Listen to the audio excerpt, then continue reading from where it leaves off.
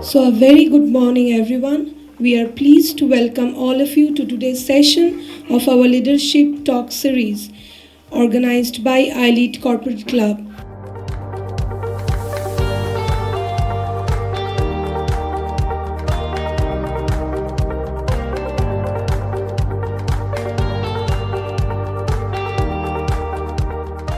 What sector is the most promising in India for the next 5 years? And the resounding answer was sports, right?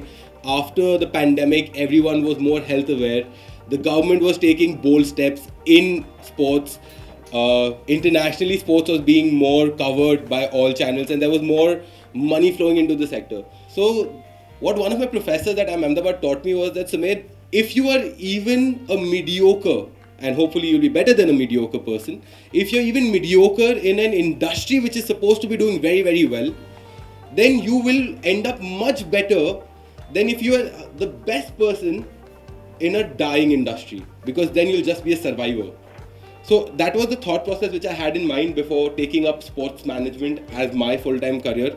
Fortunately, Kolkata Thunderbolts was happening right then. We had won the championship, and what I realized was that, as Nelson Mandela rightly said, sports is a force that can unite the world. And I saw different sections of the society, different cultures, different people of all ages come together and enjoy this activity and create value for each other at the same time in the society.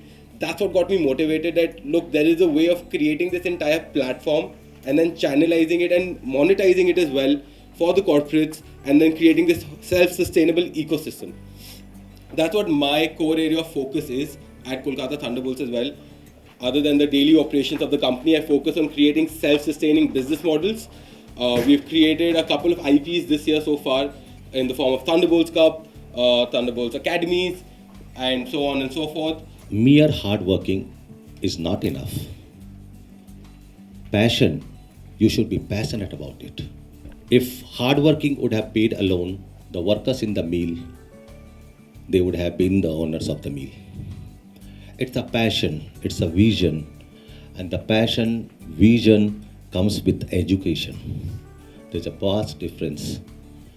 See, I always believed one thing, that a passionate man who is a hard worker, who is mad about his thoughts, who is mad about his achievements, and if he has an educational background, there's no force on the world can stop him to reach there.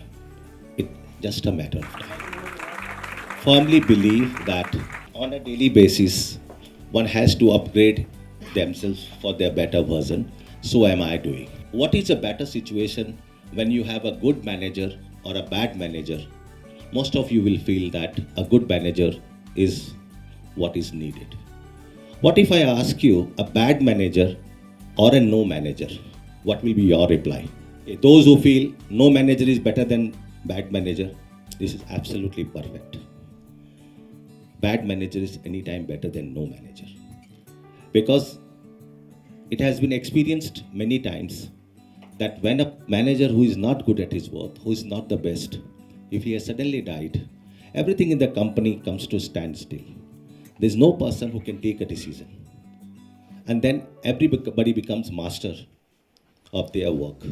And the organization starts sliding on a downward growth.